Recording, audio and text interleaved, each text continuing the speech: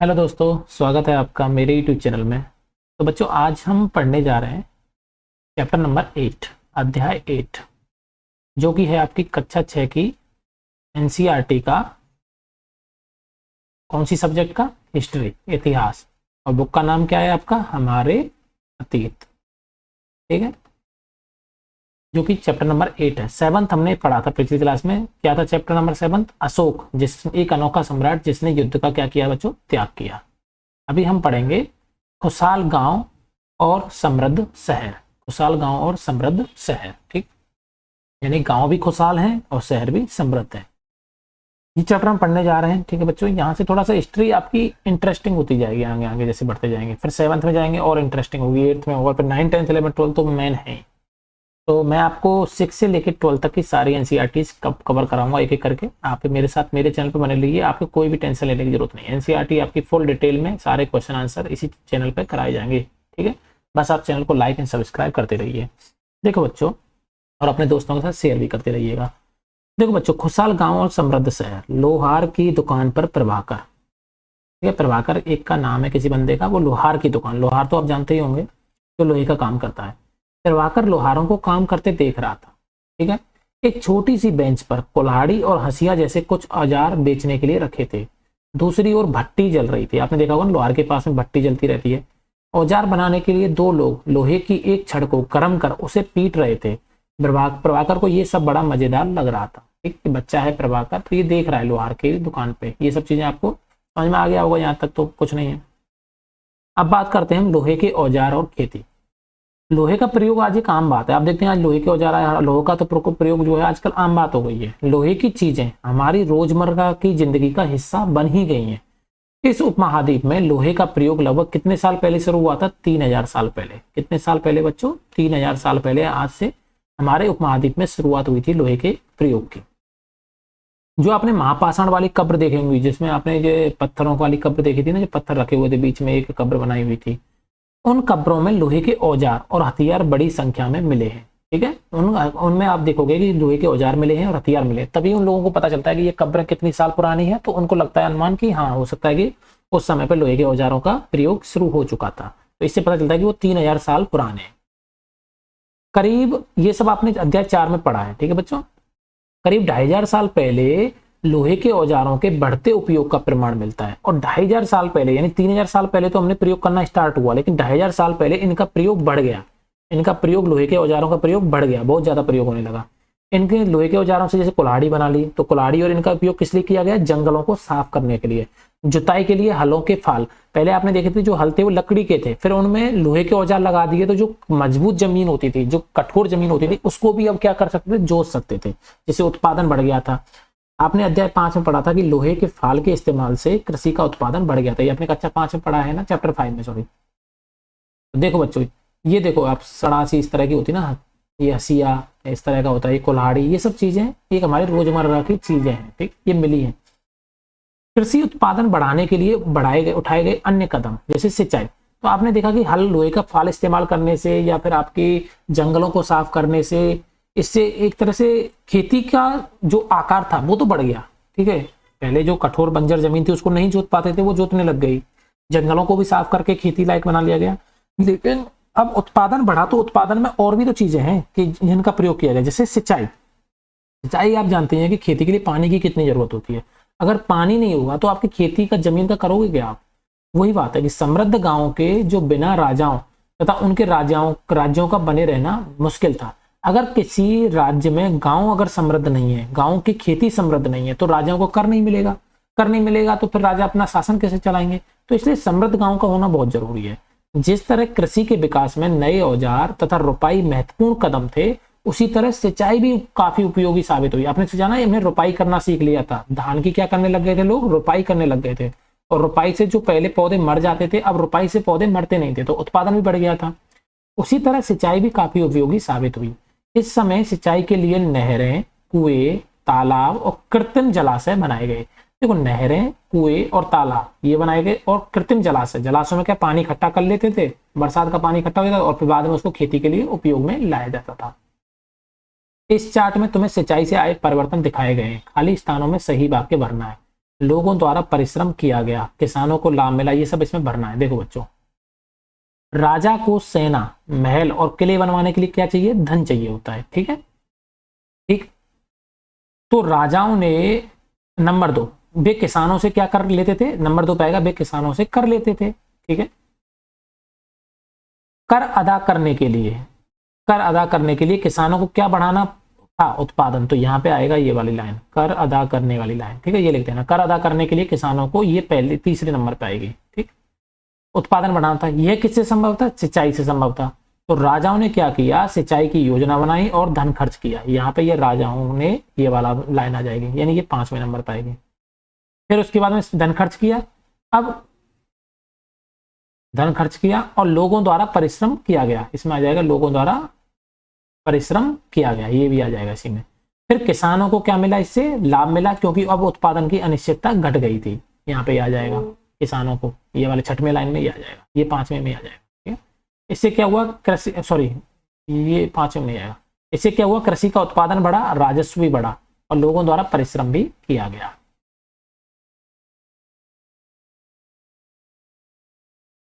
यहाँ पे अच्छा ठीक है, ये ऐसा करते हैं, इसमें आ जाएगा राजाओं ने सिंचाई की योजना बढ़ाई, ये वाली लाइन आएगी इसमें। ठीक है, यहाँ पे आ जाएगा लोगों द्वारा परिश्रम किया गया, लोगों द्वारा परिश्रम किया गया। ठीक है, अब इससे क्या हुआ? कृषि उत्पादन बढ़ गया, राजस्व बढ़ गया। इसमें फिर ये आएगा किसानों को लाभ मिला, ये वाली लाइन सबसे लास्ट में आएगी 9 में। किसानों को लाभ मिला क्योंकि अब उत्पादन की अनिश्चितता बढ़ गई, ये 6वें पे आएगा। ठीक है बच्चों, आ गया ना समझ में? एक्चुअली ये मिस हो गया था मेरे से, इसलिए हुआ। ठीक है, अब देखो बच्चों, गाँव में कौन रहते थे? अब हम गांव की तरफ बात करते हैं, अब हम गांव की तरफ मूव करते हैं। तो गांव में रहते कौन थे? इस महाद्वीप के दक्षिणी और उत्तरी हिस्सों के अधिकांश गांवों में कम से कम 3 तरह के परिवार रहते थे या 3 तरह के लोग रहते थे। तमिल क्षेत्र में जो बड़े भूस्वामी है उनको बेलला, साधारण हलवाओं को उणवार और भूमिहीन मजदूर दास, कड़ेसियार और अदमई कहलाते थे। ठीक है, देखो बच्चों, यहाँ तक ये एक सेंटेंस है। आपने देखा होगा ये हमारा भारत का नक्शा है, ऐसे करके ना, यहाँ पे नॉर्थ ईस्ट बना हुआ है और फिर यहाँ पे जम्मू कश्मीर है और ऐसे करके यहाँ पे, ऐसे मैंने ढंग से बना नहीं पाया, समझ जाना। ठीक है, तो ये जो इलाका है दक्षिण वाला इलाका है, ये कौन सा इलाका है? हमारे भारत देश का दक्षिण वाला इलाका। ठीक है, तमिलनाडु वाला इलाका। तो जो तमिल क्षेत्र है उसमें जो बड़े बड़े भूस्वामी, यानी जिनके पास जमीन ज्यादा थी, उनको क्या बोलते थे बच्चों? बेलला। ठीक है, ये आप याद रखोगे, क्या बोलते थे? बेलला। और जो साधारण हलवाई थे, साधारण जो हलवाई थे, उनको क्या बोलते थे? उणवार। उनको क्या बोलते थे? उणवार। और बहुत सारे लोग ऐसे थे जिनके पास खुद की मजदूर, भूमिहीन मजदूर, जिनके पास भूमि नहीं थी, दास जो होते थे, मजदूर जो होते थे, दास जो होते थे, उनको क्या बोलते थे? कड़ेसियार। क्या बोलते थे बच्चों? कड़ेसियार। और आदिमई, आदिमई। ठीक है, ये नाम आप याद रखना। बेलला कौन थे? जिनके पास में बहुत बड़ी बड़ी जमीनें थी। उणवार कौन थे? जो साधारण हलवाई थे, जिनके पास जमीनें ज्यादा नहीं थी, जो हलवाई थे। ठीक है, और हलवाई मत समझ लेना बच्चों, ये हलवाई, हल चलाने वाले लोग। भूमिहीन मजदूर और दासों को क्या बोलते थे? कड़ेसियार और अदिमई। भूमिहीन मजदूरों को कड़ेसियार और दासों को अदिमई। तो यहाँ तक इनके नाम पता चल गए। ये शहरों गांव में रहते थे ये लोग। देश के उत्तरी हिस्से में, ये दक्षिण हिस्से की बात हुई है बच्चों। ठीक है, देश के उत्तरी हिस्से में, अगर हम ऊपर वाले हिस्से की बात करें, जो हमारा भारत का मैप है, ठीक है, जैसे ये भारत का मैप है हमारा, जैसे मान लीजिए, तो इसमें जो उत्तरी हिस्सा है यहाँ पे, इसमें यहाँ तक ये जो उत्तरी हिस्सा है, इसमें गांव का प्रधान व्यक्ति ग्राम भोजक, गांव के प्रधान व्यक्ति को क्या बोलते थे बच्चों? ग्राम भोजक। जैसे आजकल प्रधान होता है ना, ऐसे ग्राम भोजक। अक्सर एक ही गांव परिवार के लोग इस पद पर कई पीढ़ियों तक बने रहते थे। तो इनके क्या है कि एक ही परिवार के लोग, जैसे इसका बेटा, इसका जो बेटा होगा वो क्या बन जाएगा? ग्राम भोजक। फिर इसका पोता ग्राम भोजक बन जाएगा बेटे के बाद। तो ऐसे एक ही परिवार के सदस्य जो होते थे वो ग्राम भोजक बने रहते थे। यानी कि यह पद कैसा होगा? आनुवंशिक। जब किसी का बेटा का बेटा, बेटा का बेटा अपने उसी पद पे काम करता रहता है तो उस पद को क्या बोला जाता है? आनुवंशिक।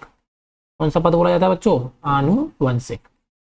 ठीक है, बोलते हैं ना आनुवंशिक गुण आए हैं, आनुवंशिक मतलब जन्मजात, यानी कि पीढ़ी दर पीढ़ी। ग्राम भोजक के पद पर आमतौर पर गांव का सबसे बड़ा भूस्वामी होता था। लेकिन अब ग्राम भोजक का जो पद है उस पर बैठता कौन है? जिसके पास गांव में सबसे ज्यादा जमीन होगी, यानी कि जिसके पास सबसे ज्यादा भू होगी, स्वामी, वही बैठेगा। ठीक है, साधारणतः इनकी जमीन पर इनके दास और मजदूर काम करते हैं। अब इनकी जो जमीन होगी उस पर काम कौन करेगा? जो गांव में जो मजदूर होंगे, जिनके पास में खुद की जमीन नहीं होगी, या फिर इनके जो दास होते थे, ठीक है, वो काम करते थे। इसके अतिरिक्त प्रभावशाली होने के कारण प्राय राजा भी कर वसूलने का काम इन्हें सौंप देते थे। अब चूंकि देखो इनके पास जमीन ज्यादा है, जमीन ज्यादा है तो इनके पास खेती भी ज्यादा होगी, खेती ज्यादा होगी तो इनके पास उत्पादन ज्यादा होगा, फसल ज्यादा होगी, फसल ज्यादा होगी तो ये पैसे वाले होंगे कि नहीं होंगे, तो ये पैसे वाले भी होते थे। तो और इनका पैसे वाले जो लोग होते हैं उनका प्रभाव भी ज्यादा होता है कि नहीं होता, प्रभाव भी ज्यादा होता है अपने एरिया में, लोगों को पैसा उधार देते हैं तो पैसा प्रभाव भी इनका ज्यादा होगा। तो राजा जो करता था, राजा क्या करता था कि जो कर वसूलने का काम है वो किन से करवाता था, इन्हीं भूस्वामियों से, इन्हीं ग्राम भोजकों से, क्या बोलते हैं इनको, ग्राम भोजक। इन्हीं को क्या काम दे रखा था, कर वसूलने का, यानी किसानों से कर वसूलने का काम राजा ने इनको दे रखा था। इसके अलावा ये लोग जो है वो न्यायाधीश, यानी न्यायाधीश आप जानते हैं जो न्याय करता है आज के जमाने में, तो न्यायाधीश का काम और पुलिस का काम भी यही करते थे। मतलब गांव में शांति व्यवस्था बनाए रखना, कहीं कोई अपराध हो रहा है तो उसके लिए दंड देना, न्याय करना, ये सारा काम भी कौन करते थे बच्चों, ग्राम भोजक करते थे। तो आपको ग्राम भोजक के बारे में पता चल गया, ग्राम भोजक के काम पता चल गए, ठीक है। ग्राम भोजकों के अलावा अन्य स्वतंत्र कृषक भी होते थे। मतलब ग्राम भोजक तो क्या है कि जिनके पास जमीन ज्यादा है, ठीक है, वो लोग हो गए। लेकिन कुछ ऐसे किसान भी होते थे जो जिनके पास क्या है कि कम जमीन होती थी, जिन्हें क्या कहा जाता था, गृहपति। तो इनको क्या बोलता था, गृहपति, यानी जिनके पास खुद की जमीन है लेकिन कम होती थी तो इनको कहते थे गृहपति। इनमें ज्यादातर छोटे किसान होते थे। इनके अतिरिक्त कुछ ऐसे स्त्री पुरुष थे जिनके पास अपनी जमीन नहीं थी, ठीक है। अब ये तो हो गए कम जमीन वाले, ग्राम भोजक हो गए ज्यादा जमीन वाले। लेकिन कुछ ऐसे भी लोग थे जिनके पास में खुद की जमीन नहीं है, उनको क्या बोल दिया, दास और कर्मकार। तो वो हो गए आपके दास और कर्मकार, ऐसे लोग हैं जिनके पास खुद की जमीन नहीं है। ये लोग क्या करेंगे, ये दूसरों की जमीन पर काम करके अपने जीविका चलाएंगे, जिन्हें दूसरों की जमीन पर काम करके अपनी जीविका चलानी पड़ती थी। अधिकांश गांवों में लोहार हो गए, कुम्हार हो गए, पढ़ई, बुनकर जैसे कुछ शिल्पकार भी होते हैं। हर गांव में देखना आप लोहार मिल जाएंगे जो लोहे का काम करता है, कुम्हार आप जानती हो जो मिट्टी के बर्तन बनाता है, बढ़ई जो लकड़ी का काम करता है, बुनकर जो बुनते हैं कपड़े, और शिल्पकार जो पत्थर काम करते हैं। ये लोग तो होते ही हैं गाँव में। तो गाँव में कौन कौन है ये आपको पता चल गया, उनको क्या क्या बोलते हैं, उत्तर भारत में, दक्षिण भारत में क्या क्या बोलते हैं ये आपको पता चला। ये बच्चों याद रख लेना, क्वेश्चन पूछ लेगा छोटा सा, तो आपको थोड़ा सा याद रहना चाहिए। प्राचीनतम तमिल रचना, आप 2-3 बार बोलोगे ना, बेलला बेलला, दक्षिण भारत में, तमिल भारत में उनको बोला जाता था जिनके पास जमीन ज्यादा होती थी, ठीक है। आदिमई किसको बोला जाता था, कणेसराई किसको बोला जाता था, ये सब धीरे धीरे 1-2 बार बोलोगे आपको याद हो जाएंगे। ग्राम भोजक क्या थे, ग्राम गृहपति क्या था, दास कर्मकार कौन था, किस तरह ये पाए जाते थे, जैसे आपको याद हो जाएंगे। अब प्राचीनतम तमिल रचनाएं, रचनाएं देखो, रचनाओं में आता है आपका जैसे साहित्य, रचना जैसे साहित्य, साहित्यों की रचना की गई, इनको आप जानते हैं साहित्य, ठीक है। इसमें कहानियां भी होती हैं, पद्य भी होता है, गद्य भी होता है, ये सब साहित्य होता है बच्चों। तो तमिल की जो प्राचीनतम रचना है उनको क्या बोलते हैं, संगम साहित्य। यानी तमिल जो दक्षिण भारत में जो प्राचीनतम रचना है उनको क्या नाम दिया गया है बच्चों, संगम, संगम साहित्य। ये आप याद रख लेना, संगम साहित्य बोलते हैं। इनकी रचना करीब 2300 साल पहले, कितनी साल पहले बच्चों, 2300 साल पहले, ठीक है, की गई है। इन्हें संगम इसलिए कहा जाता है क्योंकि मदुरई के कवियों के सम्मेलनों में इनका संकलन किया जाता था। संगम किस लिए कहा जाता है, संगम इसलिए क्या क्यों कहा जाता है, इसमें लिखा है क्योंकि जो मदुरई था उसके कवियों के सम्मेलनों में इसका संकलन किया जाता था। देखो मदुरई कहाँ है, इसमें दिखाता हूं मैं आपको, मदुरई यहाँ पे देखो बच्चों, मदुरई आपको मिलेगा, इसमें इसको मिटाना पड़ेगा, 1 मिनट।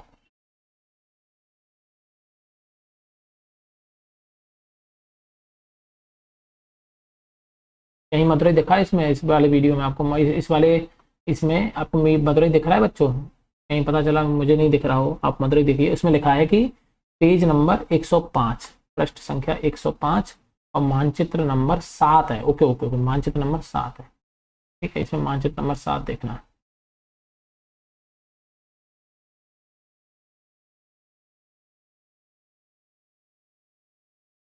मैं भी आपको देख के बताता हूँ, रुकिए 1 मिनट।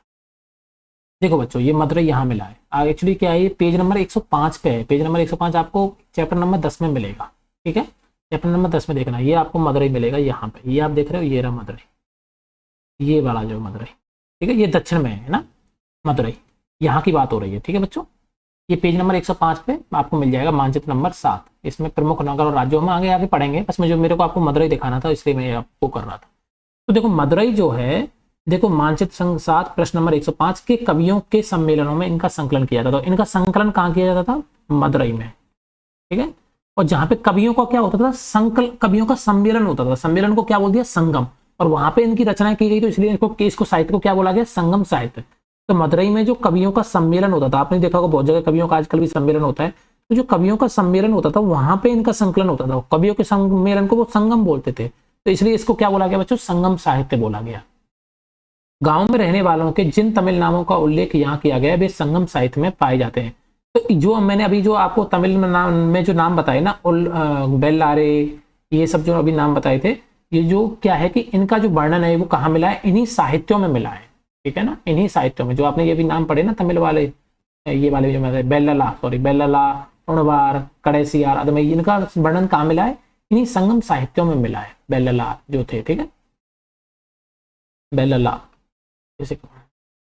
अब नगर, अब ये तो हमने गांव के बारे में पढ़ लिया बच्चों। संगम साहित्य आपको समझ में आ गया बच्चों, इसकी रचना कब की गई, 2300 साल पहले। ठीक है, संगम साहित्य क्यों कहा गया, मदुरई गांव में सम्मेलन होता था। ठीक है, ये सब हमको समझ गया। अब बात करते हैं नगर की। नगर क्या कहती हैं कहानियां, यात्रा विवरण, मूर्ति कलाएं और पुरातत्व। ठीक है, अब देखो बच्चों, इसके बारे में हम जानते हैं। तुमने जातकों के बारे में सुना होगा, ये वो कहानियां हैं जो आम लोगों में प्रचलित थी। जातकों की कहानियां ऐसे बोलते हैं। ठीक है, तो ये वो कहानियां होती हैं बच्चों जो आम लोगों में उस टाइम पे प्रचलित थी, जो आम लोग थे। बौद्ध भिक्षुओं ने इनका संकलन किया, यानी जातकों की जो कहानियां हैं इनका संकलन किन्होंने किया है बच्चों, इनका संकलन किया है बौद्ध भिक्षुओं ने। बौद्ध, आपको ये पढ़ा था ना, बौद्ध भिक्षु कौन थे, पता है ना। बौद्ध धर्म का जिन्होंने अपनाया था, वो भीख मांग मांग के अपना पालन पोषण करते थे और संदेश फैलाते थे, वो कौन थे बच्चों, बौद्ध भिक्षु। उन्होंने इनका संकलन किया जातकों की कहानियों का। यहाँ एक जातक कथा दी गई है जिसमें यह बताया गया है कि एक निर्धन किस तरह धीरे धीरे धनी बन जाता है। ठीक है, इसमें यह बताया गया है कि एक निर्धन जो होता है वो कैसे धीरे धीरे बच्चों धनी बन जाता है। ठीक है बच्चों, अब देखो इस कहानी को आप पढ़ो, देखो बड़ा अच्छा लगेगा। एक निर्धन की चतुराई, तो इस तरह की कहानियां होती थी, जातकों की कहानियां इस तरह की होती थी। और इनको कौन लिखता था, इनको ज्यादातर लिखा गया है बौद्ध भिक्षुओं ने। ठीक है बच्चों, ये कहानियां होती थी, इसको पढ़ो। एक शहर में एक गरीब युवक रहता था, उसके पास एक मरे चूहे के अलावा कुछ नहीं था। उसने उस चूहे को एक सिक्के में भोजनालय वाले की बिल्ली के लिए बेच दिया। और उसने उस मरे चूहे को कितने रुपए में बेच दिया, एक सिक्के में। ठीक है, एक बिल्ली के लिए बेच दिया भोजनालय वाले को। भोजनालय वाले मतलब जो भोजन खिलाते हैं। ठीक है, फिर एक दिन बड़ी जोर की आंधी आई, राजा का बगीचा टूटी टहनियों और पत्थरों से भर गया। उनका माली इसे साफ करने की बात से परेशान उठा। युवक ने माली से कहा कि अगर लकड़ियां और पत्ते उसे मिल जाएं तो वह बगीचे की सफाई कर सकता है। माली तुरंत मान गया। तो राजा के वहां पे एक आंधी आई राजा के बगीचे में, अब वहां पे लकड़ियां फैल गई बच्चों, आंधी में तो देखते हैं पत्ते फैल जाते हैं। तो माली तो बड़े परेशान हो गया, कैसे सफाई करूंगा। तो उस युवक ने उस माली से कहा कि ऐसा करना, तुम ये लकड़ियां और पत्ते मुझे दे देना और बगीचे की सफाई मैं कर दूंगा।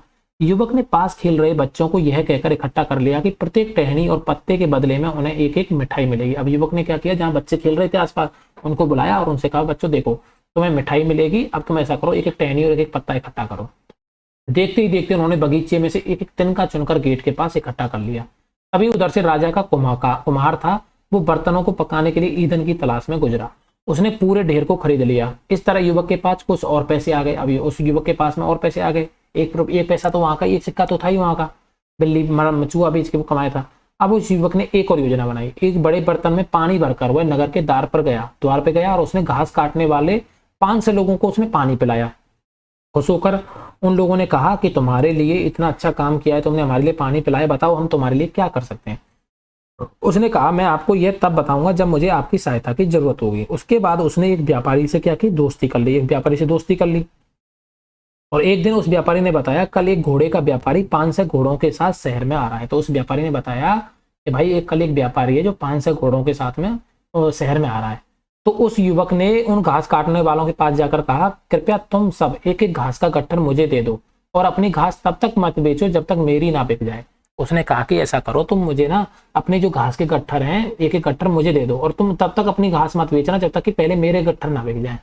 तो उन्होंने उसे घासों के 500 गट्ठर दे दिए। तब उसको 500 गट्ठर मिल गए। जब घोड़े के व्यापारी को कहीं भी घास नहीं मिली तो उसने उस युवक की घास 1000 सिक्के में खरीद ली। अब जो घोड़े का व्यापारी था वो 500 घोड़े लेके आ रहा था तो उसको तो घास चाहिए थी। अब उसने तो उन लोगों से पहले ही बेच रखा था, घास काटने वालों से पहले ही बोल दिया कि तुम घास मत बेचना जब तक मेरी ना बिक जाए। तो उसको जब घोड़े के व्यापारी को कहीं भी घास नहीं मिली तो उसने उस युवक की, उसके पास तो गट्ठर थे 500 गट्ठर, तो उसने पहले उसके गट्ठर खरीद लिए। और कितने में खरीदे बच्चों, 1000 सिक्के में। तो अब देख रहे हो उसने कितने रुपए कमा लिए ऐसे दिमाग लगा के। इस कहानी में आए व्यक्तियों के व्यवसायों की सूची बनाओ। तो इस कहानी में जो व्यक्ति आए उनके व्यवसायों की सूची बनाओ। तो पहला व्यक्ति कौन हो जाएगा, एक तो वो जो भोजनालय वाला जो व्यक्ति था, जो भोजनालय चला रहा था। फिर माली आ जाएगा, माली राजा के यहाँ बगीचे में काम करता था। फिर उसके अलावा आपके कौन आ जाएंगे, जो घास काटने वाले हैं वो आ जाएंगे। ठीक है, फिर और कौन आ गए, फिर जो व्यापारी आ गए जो घोड़े लेके आ रहे हैं। तो इन सब के बारे में आप लिख सकते हैं। प्रत्येक के लिए ये तय करो कि वे शहर में रहते हैं, गांव में, या फिर शहर या गांव दोनों में रहते हैं। तो आप बता सकते हो ना, भोजनालय वाला कहाँ रहता था? शहर में। गांव में भी हो सकता है लेकिन ज्यादातर शहर में, या फिर शहर और गांव दोनों में भी हो सकता है भोजनालय। माली वाला कहाँ था? शहर में, क्योंकि राजा शहर में रहता था। घास काटने वाले गाँव में रहते होंगे और व्यापारी शहर में। घोड़े का व्यापारी शहर में क्यों आया होगा? व्यापार करने के लिए आया होगा, या तो घोड़े बेचने के लिए आया होगा, कुछ ना कुछ व्यापार के लिए तो आते हैं। क्या महिलाएं कहानी में बताए गए व्यवसाय को अपना बता सकती थी?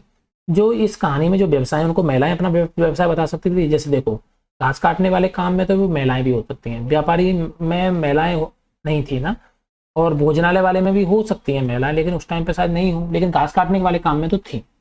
अब बताओ बच्चों, प्राचीन नगरों के जीवन के बारे में कुछ अन्य स्रोतों से भी पता चल सकता है। जैसे नगरों के बारे में, जीवन के बारे में, अब हम अपनी उस पर आते हैं। कहानी खत्म हो गई, हम यहाँ पे थे ना, बौद्ध भिक्षुओं ने जातक की कहानियां लिखी थी, उसके बाद यहाँ से शुरू करते हैं। शहरों, गांव या फिर जंगलों के जीवन से जुड़ी घटनाओं को मूर्तिकार कलात्मक ढंग से उकेरते हैं। देखो, इन्हीं कहानियों को कुछ लोग जो जातक की कहानियां लिख के बताते हैं, वहीं पे जो मूर्तिकार होते हैं वो अपनी कलाओं में उन कहानियों को उकेर देते थे। ठीक है, मूर्तियां इस तरह से बनाते हैं। इन मूर्तियों की ऐसी इमारतों की रेलिंग, खम्भों या प्रवेश द्वारों पर सजाया जाता था जहां लोग आते थे। अब इन मूर्तियों को कहाँ पे सजाते थे लोग? प्रवेश द्वारों पे, खम्भों पे, और जहाँ पे लोग आते थे। ठीक है, यानी मूर्तिकार भी रह रहे हैं शहर में। अध्याय 5 में वर्णित अनेक शहर महाजनपदों की राजधानी थे। अब अध्याय 5 में तुमने पढ़ा था कि बहुत सारे शहर क्या थे? महाजनपदों की राजधानी थे। जैसे मगध की राजधानी थी, है ना, तरह से। जैसा कि तुमने पढ़ा, इनमें से कुछ शहर परकोटों से घिरे होते थे। उसमें हमने पढ़ा था कि बहुत सारे शहरों के चारों तरफ क्या बना रखे थे? परकोटे बनाए रखे थे सुरक्षा के लिए, है ना। जैसा कि तुम ऊपर के चित्र में देख रहे हो, अनेक शहरों में बलयकूप मिले हैं। अब ये नई चीज आई है आपकी, क्या है? बलयकूप। बलयकूप, ठीक है। ये बलयकूप किसके लिए प्रयुक्त होते थे? गुसलखाने, नाली या कूड़ेदान के लिए प्रयुक्त होते थे। प्राय ये बलयकूप लोगों के घरों में होते थे। देखो, ऐसे बलयकूप मिले हैं, ये आप देख रहे हो, ये इस तरह के, ये घूमते हुए बलयकूप, ये वाले बलयकूप मिले हैं। ठीक है, ये दिल्ली में मिला है। हड़प्पा की जल निकास व्यवस्था से ये कैसे बने? हड़प्पा में आपने पढ़ा था कि नालियां बनाई रखी थी, घरों से जुड़ती थी, उन नालियों के थ्रू पानी जाता था। ठीक है, सड़कों से मिलती थी, वो बड़े नाली में मिलता था और जो बाहर निकल जाता था। लेकिन यहाँ पे क्या बलयकूप बनाए, इनमें वो अपना क्या है, पानी डालते रहते थे। वो जो भी ये गुसलखाने का पानी और ये सब इसमें आता था, नाली, या फिर ये कूड़ेदान के लिए भी प्रयुक्त होते थे। तो इनमें पानी इकट्ठा रहता था, होता रहता था। नीचे है सांची की मूर्ति कला। देखो बच्चों, ये सांची की मूर्ति कला है, ये आप देख रहे हो कितना अच्छा, ये कि पत्थर पे कितना उकेर के किसी शिल्पकार ने कितना अच्छा बनाया है। ठीक है, इसमें कितना अच्छा वर्णन किया है। ये हर जो मूर्ति कला है ना, इसमें हर एक कहानी होती है। ठीक, तो समझने के लिए थोड़ा सा वो चाहिए टाइम, लेकिन इसमें कहानी व्यक्त की जाती है उस एरिया की। यह मध्य प्रदेश में स्थित सांची के स्तूप की मूर्ति कला का नमूना है। तो सांची का स्तूप कहाँ है बच्चों? एमपी में। कहाँ पे है बच्चों? मध्य प्रदेश में। तो ये जो स्तूप है, स्तूप की मूर्ति कला का नमूना है, ये जो नीचे दिखाया गया है। इसमें शहर के जीवन का एक दृश्य है, ये आप देख रहे हो, पूरा शहर के जीवन का पूरा दृश्य दिखाया गया है। अध्याय 11 में तुम सांची के बारे में पढ़ोगे, इसके बारे में हम आगे पढ़ेंगे। इन दीवारों को देखो, क्या वे ईंट की बनी है या फिर लकड़ी की या पत्थर से? क्या इसकी रेलिंग लकड़ी की बनी है? इन इमारतों की छतों का वर्णन करना है। देखो, ये सब घर बनाए हुए हैं, ये पूरी एक तरह से ये सांची की मूर्ति कला है। ठीक है, अब बच्चों देखो, महलों में, ये बलयकूप के बारे में आपने देख लिया, शहरों में बलयकूप मिले हैं। महलों में, बाजारों या आम घरों के अवशेष बहुत कम मिले हैं। महलों, बाजारों या आम घरों के अवशेष तो कम मिले हैं, इनके अवशेष वहां पे कम मिले हैं। संभवतः लकड़ी, मिट्टी या कच्ची ईंटों या छप्पर से बने होने के कारण ये ज्यादातर समय तक टिक ना पाए हों। भविष्य में पुरातत्वविद इनकी खोज कर रहे हैं। ठीक है, तो मतलब क्या है कि जो पुराने घर हैं वो लकड़ी, मिट्टी, यानी कि जो, या फिर कच्ची ईंटों या छप्परों के बने हैं। ठीक है, इसके कारण ये ज्यादा समय तक क्या है, टिक नहीं पाए। हो सकता है कि ये, भाई देखो, लकड़ी से बनाओगे घर या मिट्टी से बनाओगे या कच्ची ईंट से बनाओगे तो वो जल्दी खत्म हो जाएंगे। ठीक है, पक्की ईंटों के घर थोड़े लंबे समय तक टिकते हैं, तो इसलिए हो सकता है कि ये टिक नहीं पाए, इसलिए शहरों का थोड़ा सा, बाजारों का इनका अवशेष बहुत कम मिले हैं।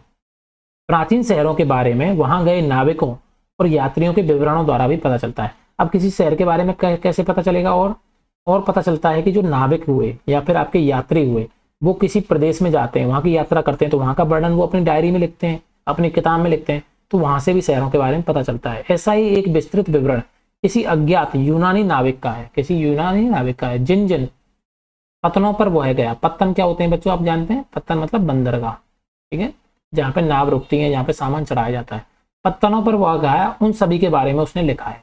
मानचित्र 7 पृष्ठ 105 में भरूच ढूंढो। अब उसके द्वारा दिए गए वर्णन को पढ़ो। भरूच, भरूच यहाँ मिलेगा आपको इस वाले में, देखो कहीं पे कौन सा है भरूच में, ये रहा देखो, ये समुद्र के किनारे है, ये एक पत्तन है उस टाइम का, ठीक है। तो यहाँ पे भी क्या है, उसने अपनी किताब में वर्णन किया है। तो ये क्या है, एक तरह से बंदर का है भरूच, तो इसके बारे में उसने अपनी नाविक ने अपनी किताब में वर्णन किया है। तो इसके बारे में पढ़ो, भरूच के बारे में। देखो ये रही भरूच की कहानी। भरूच, ये बेरी गाजा, भरूच का यूनानी नाम क्या रखा है उसने, यूनानी शासक, यूनानी जो नाविक आया था उसने अपनी किताब में इसका नाम दिया है बेरी गाजा। क्या नाम दिया बच्चों, बेरी गाजा। ये क्या है, भरूच का यूनानी नाम रखा है उसने, ठीक है, अपना नाम। बेरी गाजा की सकरी खाड़ी में समुद्र से आने वालों के लिए नाव चला पाना बहुत मुश्किल होता है। जो बेरी गाजा की जो खाड़ी है वो सकरी है, जैसे यहाँ पे इस तरह की ये सकरी खाड़ी बनी हुई है ना, ये एक्चुअली इसको मिटा के दिखाता हूँ आपको। ये इस तरह की यहाँ सकरी खाड़ी दिख रही है आपको, ये इस तरह की ऐसे करके ऐसे। तो इसमें जो नाव आती है उनको चलाना थोड़ा सा कठिन होता है, ठीक है, समुद्र में आने वालों के लिए नाव चलाना बड़ा कठिन होता है। राजा के द्वारा नियुक्त कुशल और अनुभवी जो स्थानीय मछुआरे हैं वो ही यहाँ पे जहाज ला सकते हैं। बेरी गाजा में क्या होता है, शराब, तांबा, टिन, सीसा, मूंगा, पुखराज, कपड़े, सोने, चांदी, इनके सिक्कों को क्या होता था बच्चों, आयात होता था। यहाँ पे क्या हो रहा है बच्चों, आयात। आयात का मतलब ये चीजें मंगाई जाती थी। तो क्या क्या चीजें मंगाई जाती थी, यहाँ पे क्या क्या चीजें आती थी, शराब आता था, तांबा आता था, टिन, सीसा, मूंगा, पुखराज यानी कीमती पत्थर हो गए, मूंगा पुखराज, कपड़े हो गए, सोने चांदी, ये सब आते थे। और हिमालय की जड़ी बूटियां, हाथी का दांत, गोमेद, कार्निलियन, सूती कपड़ा हो गया, रेशम और इत्र, ये यहाँ से क्या किया जाता था बच्चों, निर्यात किया जाता था, मतलब बाहर बेचा जाता था, भेजा जाता था बेचने के लिए, व्यापारी लेके जाते थे। यानी ये सामान वो लेके आते थे और ये सामान वो बाहर लेके जाते थे। राजा के लिए व्यापारी क्या करते थे, विशेष उपहार लाते थे। इसी को क्या बोलते हैं बच्चों, नजराना। ये मैंने पिछली क्लास में पढ़ा था, उपहार लाते थे। इनमें क्या क्या होता था, चांदी के बर्तन हुए, गायक किशोर हो गए, सुंदर औरतें हो गई, अच्छी शराब हो गई और उत्कृष्ट महीन कपड़े। ये सब सामान वो क्या किसके लिए रखते थे, राजा के लिए। बेरी गाजा से आयात और निर्यात होने वाली चीजों की सूची बनाओ। ये तो आप बना ही सकते हैं।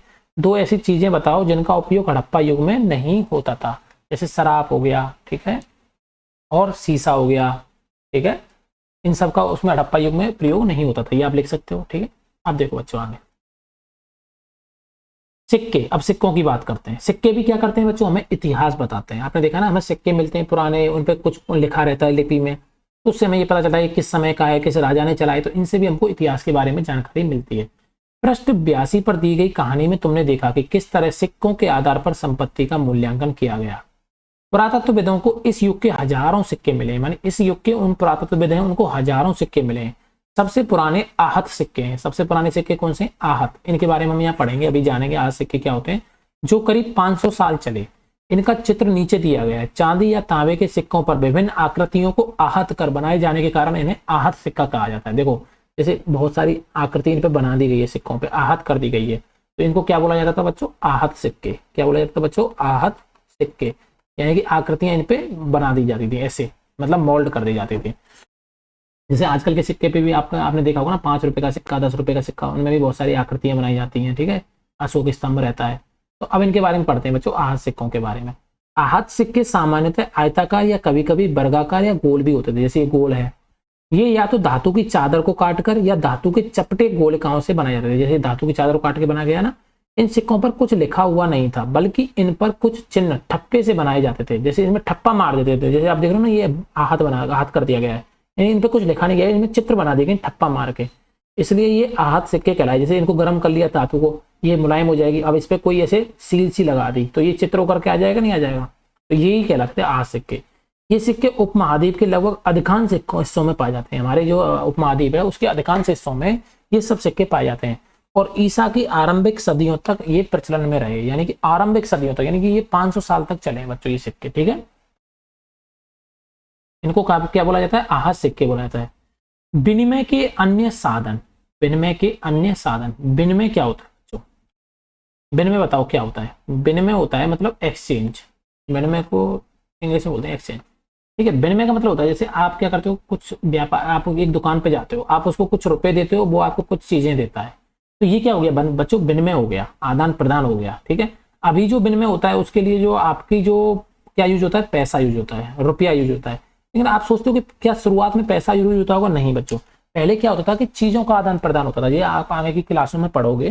पहले क्या होता था कि जैसे मान लो कि मैं किसान हूँ, ठीक है। अब मुझे मान लो किसी औजार की जरूरत है, तो मेरे पास पैसा तो उस टाइम पे बाद में चलने लगा, तो मेरे पास क्या होता था, किसान के पास गेहूं होता था, खेती के उत्पादन होता था। मैं क्या कर दूंगा, कुछ गेहूं लेके जाऊंगा, लोहार को दूंगा और उससे कहूंगा ये गेहूं रख लो और बदले में मुझे कुछ औजार दे दो। वो तुमको क्या कर देगा, औजार दे देगा, गेहूं रख लेगा। तो ये क्या एक विनिमय है। ठीक है बच्चों, संगम साहित्य की एक छोटी सी कविता को पढ़ो। एक कविता है संगम साहित्य की, आपको बताइए ना संगम साहित्य क्या था, मदुरई वाला, साउथ वाला। खेतों के सफेद धान गाड़ियों पर लदे जा रहे हैं। सफेद धान, धान आप चाहते हैं चावल। नमक के लिए लंबे लंबे रास्ते, चांदनी सी सफेद रेत पर परिवार को समेटे, कहीं पीछे न छूट न जाए। शहरों से नमक के सौदागरों के यूं चले जाने से सिर्फ सन्नाटा रह जाता है।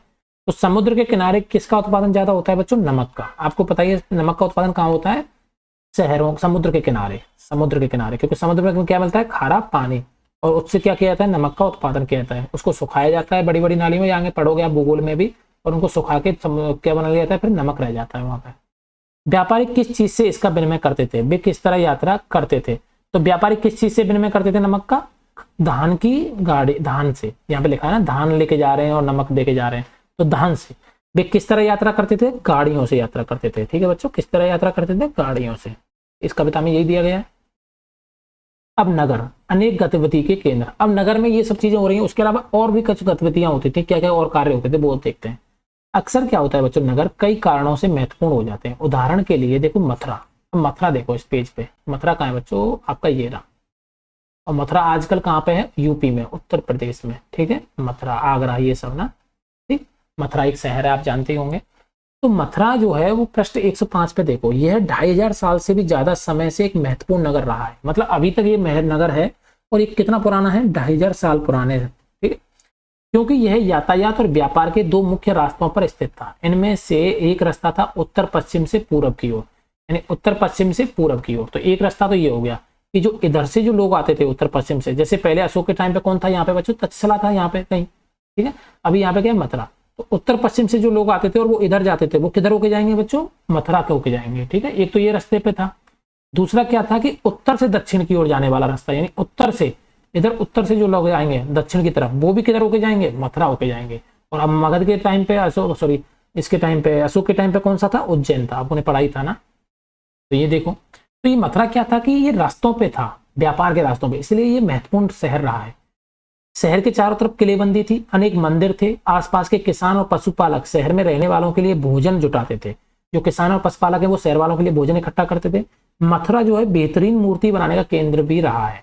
तो मूर्तियां बनाने का केंद्र रहा है पुराने टाइम से मथुरा। और आज भी आप देख रहे होंगे मथुरा में क्या है कि कृष्ण जन्मभूमि भी है, ब्रजवासा है, आज भी बहुत सारे मंदिर वहां मिलते हैं, बहुत सारी मूर्तियां वहां मिलती हैं। मथुरा आप विजिट कर सकते हो, मथुरा आप घूम के आइएगा, बहुत सुंदर है। देखिए, लगभग 2000 साल पहले कृष्ण, वो तो सॉरी क्या बोल दिया मैंने, 2000 साल पहले मथुरा जो था कुषाणों की दूसरी राजधानी बना। किनकी राजधानी बना है बच्चों, दूसरी राजधानी कुषाणों की। इनके बारे में हम आगे जाके पढ़ेंगे बच्चों, आप बस मेरे चैनल पे बने रहिएगा। आप कुषाण ये सब आप धीरे धीरे देखो। यहाँ पे क्या है, थोड़ा सा आपकी जो दिमाग है ना उसको थोड़ा सा बताया जा रहा है कि देखो कैसा जीवन था, कैसे लोग रहते थे, कौन कौन से ये राज्य थे, कौन कौन से शहर थे, क्या व्यापार होता था, किस तरह से आपकी थोड़ी सी सोच को उस तरह से डेवलप किया जा रहा है। क्योंकि आज हम रह रहे हैं इस कौन से 2022 में रह रहे हैं आज हम।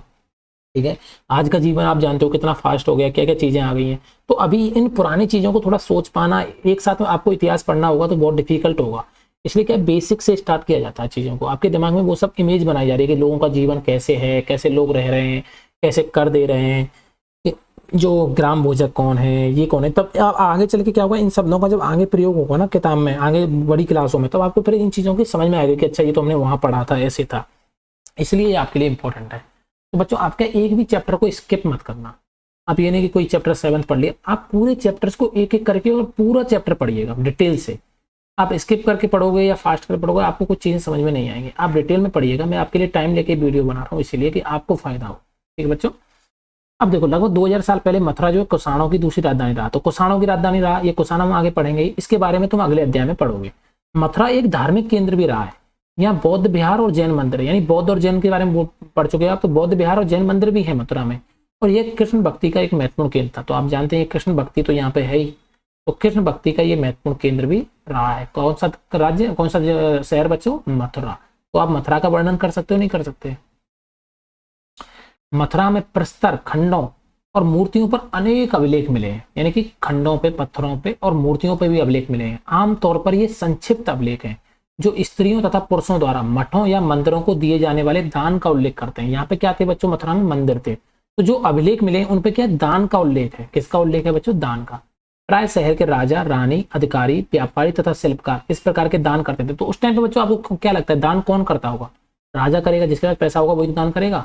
राजा, रानी, अधिकारी जो होते थे, व्यापारी होते थे या शिल्पकार, ये सब क्या करते थे, दान करते थे। शिल्पकार क्या करते थे, मूर्तियों का दान दे देते थे। ठीक है, उदाहरण के लिए मथुरा के अभिलेख में सुनारों, लोहारों, बुनकरों, टोकरी बुनने वालों, माला बनाने वालों और इत्र बनाने वालों के उल्लेख मिलते हैं। इनके भी उल्लेख मिले हैं। ठीक है बच्चों, किस किस का उल्लेख मिला है अभिलेखों में? सुनारों का, लोहारों का, बुनकरों का, टोकरी बुनने वाले, माला बनाने वाले, इत्र बनाने वाले, इन सब का उल्लेख मिला है। मथुरा के लोगों के व्यवसायों की सूची बनाओ, तो आप बना सकते हैं। एक ऐसे व्यवसाय का नाम बताओ जो हड़प्पा में नहीं था। ठीक है, हड़प्पा में नहीं था। सुनार तो होंगे बच्चों। हड़प्पा सभ्यता में क्या नहीं था बताओ? माला बनाने वाले, इत्र बनाने वाले, ये सब होंगे क्या? क्या आपको लगता है ये सब होंगे? शिल्पकार होंगे, होंगे, बुनकर होंगे। तो आपको अब ये पता लगाना है कि उस समय इनमें से कौन सा एक व्यवसाय ऐसा था जो उस समय पे नहीं था। ठीक है, हड़प्पा सभ्यता में। ठीक है, ये आप पता लगाना, हड़प्पा सभ्यता को आप देखना और फिर पता लगाना कि उस समय पे ऐसा कौन सा एक व्यवसाय था जो इस समय पे नहीं था। ठीक है, ठीक, यहाँ तक मुझे लग रहा है माला बनाने वाले, इत्र बनाने वाले, ये इत्र बनाने वालों का व्यवसाय नहीं होगा। ठीक है, इत्र बनाने वाला हड़प्पा में नहीं था। ठीक है, अब देखो बच्चों, शिल्प तथा शिल्पकार। अब पढ़ेंगे शिल्प तथा शिल्पकार। शिल्प कौन है? जो पत्थर का काम करता है। आपने मूर्तियां बने जाते देखे होंगे लोगों को, वो शिल्पकार होते हैं। पुरास्थलों से शिल्पों के नमूने मिले हैं। इनमें मिट्टी के बहुत ही पतले और सुंदर बर्तन मिले हैं। कैसे बर्तन मिले हैं बच्चों? पतले बर्तन है और सुंदर बर्तन मिले हैं। ठीक है, पतले और सुंदर। ठीक है, जिन्हें क्या कहा जाता है? उत्तरी काले चमकीले पात्र, यानी उत्तरी काले चमकीले पात्र कहा जाता है, NBPW। ठीक है, कहा जाता है क्योंकि ये ज्यादातर उपमहाद्वीप के उत्तरी भाग में मिले हैं। किधर मिले हैं बच्चों? ये उत्तरी भाग में। ठीक है, हमारे महाद्वीप के उत्तरी भाग में मिले, इसलिए उनको उत्तरी और काले कलर के हैं और चमकीले हैं, और इसलिए ये उत्तरी काले चमकीले पात्र मतलब बर्तन। ठीक है, ध्यान रहे कि यह अन्य दूसरे शिल्पों के अवशेष नहीं बचे होंगे। ध्यान रहे कि अन्य दूसरे शिल्पों के अवशेष उस टाइम पर नहीं बचे होंगे। जैसे कि विभिन्न ग्रंथों से हमें पता चलता है कि कपड़ों का उत्पादन बहुत महत्वपूर्ण था।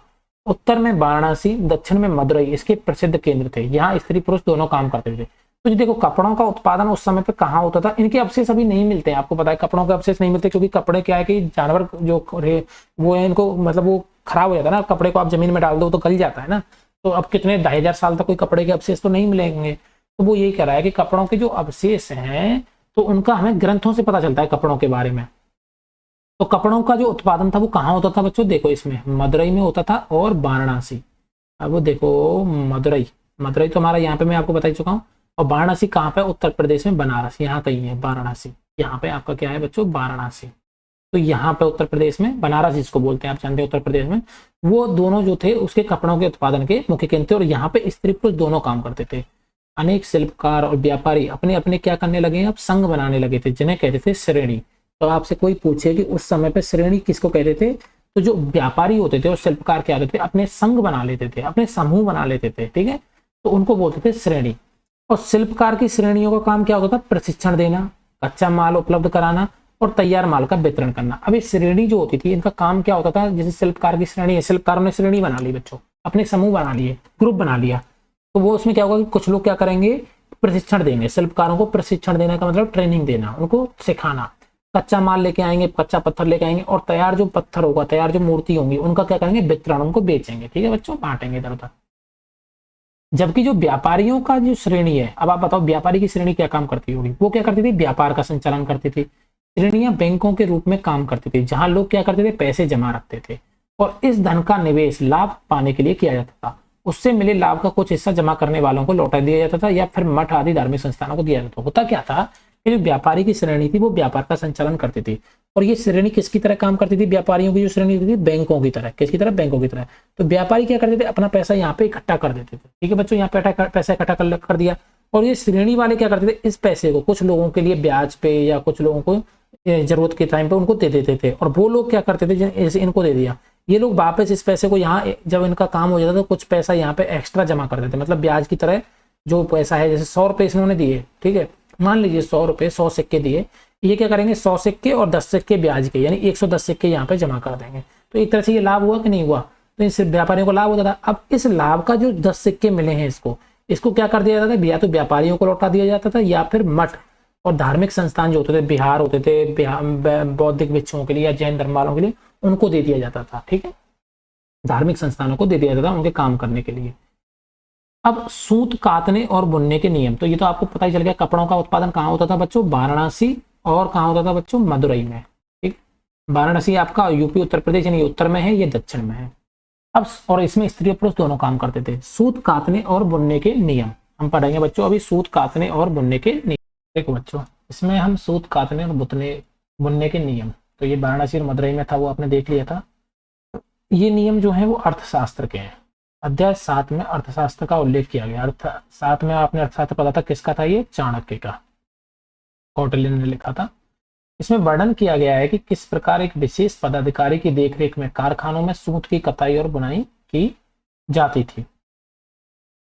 ऊन, पेड़ों की छाल, कपास, पटुआ और सन को तैयार करने के काम में विधवाओं, सक्षम अक्षम महिलाओं, भिक्षुणियों, वृद्धा वैश्याओं, राजा की अवकाश प्राप्त दासियों, सेवकाओं और अवकाश प्राप्त देवदासियों को लगाया जा सकता है। इस काम में मतलब किन किन को लगाया जा सकता है वो बताया है।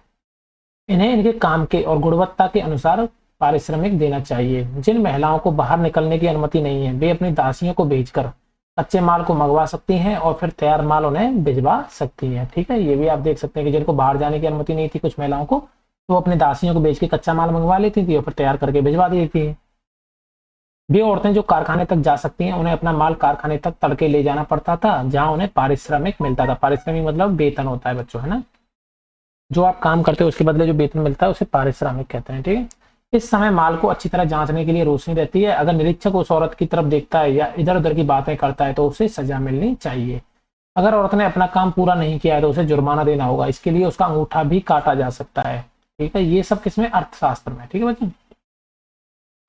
उन महिलाओं की सूची बनाओ जिन्हें निरीक्षक नियुक्त कर सकता था। क्या काम करने के दौरान महिलाओं को मुश्किलें झेलनी पड़ती थी? हाँ, अगर उन्होंने काम पूरा नहीं किया तो उनको सजा मिलनी पड़ सकती थी। इस औरतों को सुबह सुबह अपना काम माल जो था बना के चेक कराने ले जाना पड़ता था, ठीक है। सूक्ष्म निरीक्षण, अरिकामेडु मानचित्र 7 पृष्ठ 105 में अरिकामेडु जो कि पांडिचेरी में है उसे ढूंढो। तो अरिकामेडु पांडिचेरी, देखो ये रहा अरिकामेडु, यहाँ पे है, ठीक है बच्चों, पांडिचेरी में अरिकामेडु देख लिया आपने, अरिकामेडु यहाँ पे है, ठीक है। अब इसके बारे में पढ़ते हैं।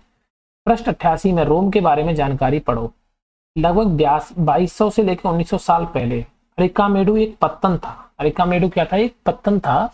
यहाँ दूर दूर से आए जहाजों से सामान उतारे जाते थे। यहाँ ईंटों से बना एक ढांचा मिला है जो संभवतः क्या रहा होगा, गोदाम रहा हो।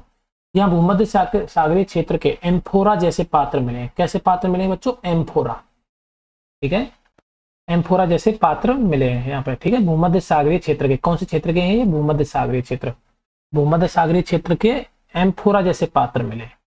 इनमें शराब या तेल जैसे तरल पदार्थ रखे जा सकते थे, ठीक है। देखिए बच्चों, इसमें कौन, मतलब जो अरिकामेडु है जो कि पांडिचेरी में है, जो पत्तन है, बंदरगाह है, वहां पे कैसे पात्र मिले, एम्फोरा जैसे, जो कि कहाँ के, भूमध्य सागरीय क्षेत्र के। भूमध्य सागरीय क्षेत्र का मैं आपको मैप दिखाता हूँ। देखो बच्चों, ये आप देख रहे हैं ये वाला एरिया मेडिटेरियन सी, देखो ये क्या है कि हमारा एशिया हो गया इधर, तो ये इंडिया हो गया, यहाँ पे पाकिस्तान, अफगानिस्तान, फिर इधर ये ईरान हो गया, ठीक है बच्चों, यहाँ ईरान है, ठीक है। यहाँ बहरीन, सऊदी अरब हो गया, सीरिया, तो ये आप देख रहे हैं इधर। फिर आपका ये आ जाता है अफ्रीका, तो अफ्रीका और इस एशिया के, मिडिल एशिया के, इसके भाग को अलग करता है कौन, रेड सी, लाल सागर जिसे बोलते हैं। और लाल सागर से थोड़ा सा ऊपर यहाँ पे ये यूरोप और इधर अफ्रीका, यूरोप और अफ्रीका और इधर एशिया के बीच में क्या है, मेडिटेरियन सी, जिसको बोलते हैं भूमध्य सागर, ठीक है बच्चों, यूरोप और अफ्रीका के बीच में है, ठीक है, ये आप याद रखना। तो भूमध्य सागर जो है वो यूरोप और अफ्रीका के बीच में, वहां के जो पात्र थे एम्फोरा जैसे पात्र, वो यहाँ पे मिले हैं अरिकामेडु में। तो इसका मतलब वहां से कुछ व्यापार होता होगा, तभी तो ये पात्र यहाँ पे आए। इनमें शराब या तेल जैसे तरल पदार्थ रखे जा सकते थे। इसमें दोनों तरफ से पकड़ने के लिए हत्थे लगे हैं, दोनों तरफ से पकड़ने के लिए हत्थे लगे हैं, जैसे इस तरह के पात्र हैं जो आप ऐसे मान लो, जैसे बड़ा सा पात्र और यूं और यूं, इस तरह के, दोनों तरफ से पकड़ने के लिए हत्थे लगे हुए हैं। साथ ही यह एरेटाइन जैसे मोहर लगे लाल चमकदार बर्तन भी मिले हैं। उसके साथ ही लाल चमकदार बर्तन भी मिले हैं जो एरेटाइन जैसे मोहर लगे। इन्हें इटली के एक शहर के नाम पर एरेटाइन पात्र के नाम से जाना जाता है। ये कहाँ के शहर के नाम पे है? इटली के शहर के नाम पर। ठीक है बच्चों, कौन से शहर के नाम पे है बच्चों? ये इटली के शहर के नाम। इटली शहर है वो आप मैप में देखोगे, जस्ट जो भूमध्य सागर है ना उसके ऊपर यूरोप का जो शहर है वही इटली है। यहाँ पे आप देखना, आप मैप को थोड़ा अच्छी क्वालिटी में खोल के देखोगे ना, यूवी भूमध्य सागर मिलेगा आपको बीचों बीच में। पानी का क्षेत्र, ये लाल सागर, भूमध्य सागर, ये हिंद महासागर, ये नॉर्थ अटलांटिक है। तो भूमध्य सागर के जस्ट ऊपर ही यहाँ पे एक छोटा सा शहर दिखेगा इटली, जो देश ही है। तो उसके जैसे पात्र हैं ये। उसमें एक शहर था एरेटाइन, तो उस शहर के नाम पे एरेटाइन पत्थर के नाम से जाना जाता है। इससे मोहर लगे सांचे पर गीली चिकनी मिट्टी को दबाकर बनाया जाता था। मतलब एक मोहर लगा, जैसे सांचा बना लिया पात्र का, उसमें क्या गीली मिट्टी लगा दबा दो तो उससे वो पात्र बन जाता था। ऐसे कुछ बर्तन भी मिले हैं जिनका डिजाइन तो रोम का था किंतु वे यही बनाए जाते थे। यहाँ रोमन लैंप और शीशे के बर्तन और रत्न भी मिले हैं। यानी रोमन लैंप मिला है, शीशे के बर्तन और रत्न भी मिले हैं। साथ ही छोटे छोटे कुंड मिले हैं जो संभवतः कपड़े की रंगाई के पात्र रहे होंगे। जो कुंड मिले हैं वो किसके हैं? मतलब कपड़े की वहां पे क्या की जाती होगी? रंगाई। यहाँ पर शीशे और अर्ध बहुमूल्य पत्थरों से मनके बनाने के पर्याप्त साक्ष्य मिले हैं। यानी शीशे से और बहुमूल्य जो पत्थर होते थे उनसे जो मनके बनाते हैं उसके क्या है? साक्ष्य मिले। कहाँ पे? अरिकामेडु। और ये कहाँ पे है? पंडुचेरी में। ठीक है बच्चों, और पंडुचेरी अरिकामेडु कहाँ पे? ये आपको मैं 10वीं मैप में बताया था। ये यहाँ पे, ये क्या? समुद्र के इधर किनारे पे, तमिल साउथ वाले एरिया में, तमिलनाडु के पंडुचेरी के इधर साउथ वाले, इधर वाले में, पूर्वी इलाके में। ठीक है बच्चों, यहाँ तक आपको समझ में आ गया? ये बहुत इंपॉर्टेंट जानकारी है, इसका याद रख लेना आप, है ना, पूछ भी सकता है पेपर में। अभिलेखित मिट्टी के बर्तन। कई बर्तनों पर ब्राह्मी लिपि में अभिलेख मिले हैं। प्रारंभ में तमिल भाषा के लिए इसी लिपि का प्रयोग किया जाता था, इसलिए इन्हें तमिल ब्राह्मी अभिलेख कहा जाता है। यानी कि प्रारंभ में जो तमिल भाषा है उसके लिए इसी लिपि का प्रयोग किया जाता है, इसलिए इसको क्या बोल दिया? तमिल ब्राह्मी अभिलेख। तमिल ब्राह्मी अभिलेख। रोम के साथ संबंध दर्शाने वाले साक्ष्य की सूची बनाओ। तो रोम के साथ कौन कौन से संबंध दर्शाने वाले साक्ष्य क्या है? Roman lamp. क्या क्या मिला है? Roman lamp. ये रहा ना यहाँ पे, देखो ये वाली लैंप, रोमन लैंप। शीशे के बर्तन, क्या है? शीशे के बर्तन। और क्या मिले हैं? रत्न। ये किसके साथ हमारे संबंध दर्शाते हैं? रोम के साथ। और इटली के साथ पूछेगा तो क्या बताओगे आप? एरेटाइन पात्र। ठीक है, इसे मोहर लगे सांचे पर गीली मिट्टी, चिकनी मिट्टी को दबाकर बनाया जाता था। और अगर भूमध्य सागर से संबंध दिखाना होगा तो एम्फोरा वाले पात्र। ठीक है, अन्यत्र। अब वही वाली चीज आ गई, हम दूसरी जगह पे क्या हो रहा होगा? मानचित्र 6 पृष्ठ 76 में रोम को ढूंढो। मानचित्र 6 पृष्ठ 76। ठीक है, उसमें मैं क्या ढूंढना है? रोम को। देखो बच्चों, रोम जो है वो वाला मैप मैंने निकाला। देखो ये आपका अध्याय 7 है ना, उसमें पेज नंबर 76 पे जाके देखना है। ये वाला मैप है, ये भूमध्य सागर है जिसकी मैं बात कर रहा था। ये ऊपर की तरफ आपका यूरोप है और नीचे की तरफ ये आपका वो है, क्या बोलते हैं इसको? अफ्रीका। और ये वाला जो इटली वाला क्षेत्र है, और इसमें ही ये रोम है। और ये पूरा रोमन साम्राज्य में आता था पहले, ये वाला पूरा क्षेत्र इटली में, रोम। ये रहा रोम। तो इसी की बात कर रहा है वो, अभी जो रोम की बात कर रहा है ना। तो रोम को ढूंढो, यह यूरोप के सबसे पुराने शहरों में से एक था। इसका विकास लगभग तभी हुआ जब गंगा के मैदान के शहर बसे थे। ठीक है, ठीक है। रोम एक बहुत बड़े साम्राज्य की क्या था बच्चों? राजधानी था। बहुत बड़े साम्राज्य की राजधानी था रोम। यह यूरोप, उत्तरी अफ्रीका, अफ्रीका का ये वाला जो पोर्शन है, ये वाला आप देखोगे यहाँ पे, ये वाला पोर्शन है, ये उत्तरी अफ्रीका हो जाएगा। ऊपर की तरफ पोर्शन है, ये अफ्रीका नीचे है, तो इसका ये उत्तरी वाला पोर्शन हो जाएगा, ऊपर वाला उत्तरी अफ्रीका। और यूरोप और पश्चिमी एशिया, देखो ये हो गया, इधर यूरोप हो गया, और इधर ये वाला पोर्शन कौन सा हो जाएगा? पश्चिमी एशिया। यहाँ तक ये फैला हुआ था। कौन सा साम्राज्य? रोमन साम्राज्य। इसके सबसे महत्वपूर्ण शासकों में से एक हुआ था ऑगस्टस। ने करीब 2000 साल पहले तक शासन किया था। 2000 साल पहले शासन किया था ऑगस्टस। उसने कहा था कि रोम ईंटों का शहर था जिसे मैंने संगमरमर का बनवाया। यानी कि उसने ये कहा कि रोम जो था वो ईंटों का था, और उसने किसका बनवाया? संगमरमर का। ऑगस्टस और उसके बाद के शासकों ने कई मंदिर और महल भी बनवाए। ऑगस्टस ने बड़े बड़े रंग महल, एम्फी थिएटर बनवाए। क्या बनवाए? Amphi theatre. रंग महल को क्या बोलते हैं? Amphi theatre. इसमें चारों तरफ दर्शकों के बैठने की सीढ़ी नुमा जगह होती थी। यहाँ लोग विभिन्न प्रकार के कार्यक्रम देखते थे। जैसे आपने स्टेडियम देखा है ना, स्टेडियम में चारों तरफ सीटें होती हैं बैठने के लिए, चारों तरफ से लोग क्रिकेट का ग्राउंड देखा है ना, उस तरह का एम्फी थिएटर होते थे। सीढ़ी नुमा कुर्सियां वो होती थी बैठने की जगह, यहाँ लोग विभिन्न प्रकार के कार्यक्रम देख सकते थे। उन्होंने स्नानागार भी बनवाए जहाँ स्त्री और पुरुषों के लिए अलग अलग समय क्या थे? निर्धारित थे।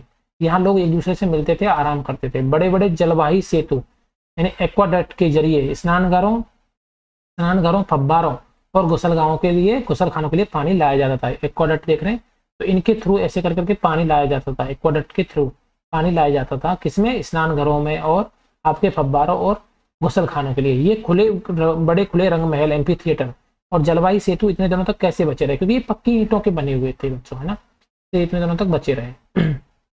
और संगमरमर पत्थर के ही बनवाए बोल रहा है। अब हमें खाली जगह को भरना है। तमिल में बड़े भूस्वामी को क्या कहते हैं, मैंने आपको बताया था, बेलला कहते हैं।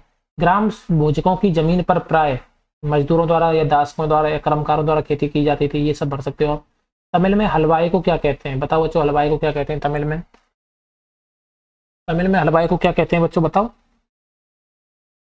मैंने बताया था ना आपको हलवाई को क्या कहते हैं, यहाँ पे ये देखो बच्चों।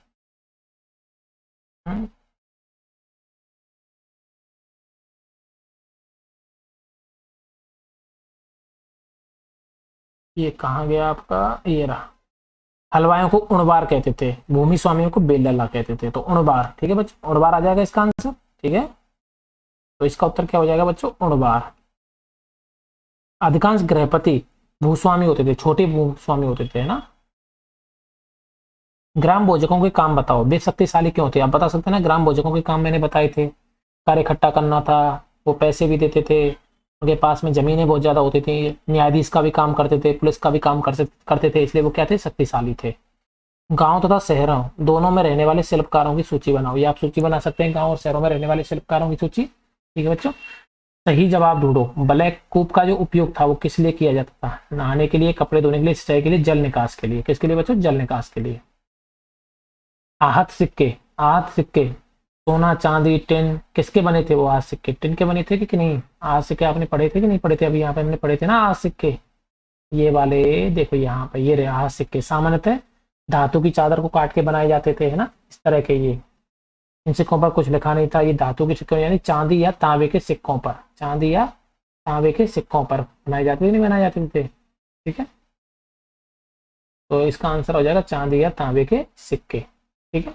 तो किसके बने होते थे बच्चे, चांदी के, टिन के नहीं, सॉरी, चांदी के। ये हो गया आपका। मथुरा महत्वपूर्ण गांव था, मथुरा महत्वपूर्ण धार्मिक स्थल था कि नहीं था। श्रेणी, श्रेणी आपको पता है ना, श्रेणी किसका संघ था, शिल्पकारों का और व्यापारियों का, है ना बच्चों। प्रश्न 79 में दिखाए गए और लोहे के औजारों में कौन खेती के लिए महत्वपूर्ण होंगे, कौन सा होगा खेती के लिए, कुल्हाड़ी होगा, और कौन सा होगा आपका हल होगा, लेकिन हल तो वहां दिखाया नहीं था, कुल्हाड़ी दिखाई थी। और जैसे अन्य औजार किस तरह काम में आते होंगे, हल काम आता होगा, कुल्हाड़ी काम आती होगी, ये सब खेती के लिए काम आते होंगे, नहीं आते होंगे। ये भी आप लिख सकते हो। अपने शहर की जल निकास व्यवस्था की तुलना उन शहरों की व्यवस्था से करो जिसके बारे में तुमने पढ़ा है। हमारे शहर में अभी क्या नालियां होती हैं, नाले होते हैं, उनमें पानी जाता है, उनमें मैन होल बनाए जाते हैं, अभी ऐसा सिस्टम है कि नहीं। तो पुराने जमाने में आपने अभी देखें, अभी ब्लैककूप की बात आई है, उससे पहले हड़प्पा सभ्यता में किसकी बात आई थी बच्चों, नालियों की व्यवस्था थी वहां पे, ठीक है। तो यहाँ पे बच्चों ये मेरा पूरा चैप्टर आपको मैंने पूरा एक्सप्लेन कर दिया अच्छे से, ठीक है। एक दो बार पढ़िए, देखो बच्चों, एक दो बार पढ़ोगे आपको अच्छे से समझ में आ जाएंगी चीजें। देखो ये भी औजार जो था हसिया, ये भी खेती में काम आता था, नहीं आता था, इसको भी लिख सकते हो। तो आप इस चैप्टर को पूरा पढ़िए, दो तीन बार पढ़ोगे आपको अच्छे से समझ में आ जाएगा बच्चों, थोड़ा डिटेल में पढ़िएगा। और ये क्या है, बेसिक है। अभी जब आपकी क्लास 7th शुरू होगी ना, अब देखना वहां पर कितना इंटरेस्टिंग आपकी हिस्ट्री शुरू होगी, जो इतिहास है वो हिस्ट्री का, वो बहुत अच्छे अच्छे चैप्टर्स आपको class 7th 8th 9th 10th में मिलेंगे। तब तक के लिए आप इनको पढ़ते रहिए, थोड़ा थोड़ा सीखते रहिए। मिलते हैं बच्चों अगले वीडियो में। अगला जो हमारा क्लास रहेगी, क्लास 9th, वो सॉरी चैप्टर रहेगा 9th, उसमें हम व्यापारी, राजा और तीर्थयात्री इनके बारे में पढ़ेंगे, अध्याय नंबर 9 में। मिलते हैं अगले वीडियो में, तब तक के लिए थैंक यू, जय हिंद, जय भारत। वीडियो को लाइक एंड सब्सक्राइब करना ना भूलिएगा और दोस्तों के साथ शेयर करिएगा।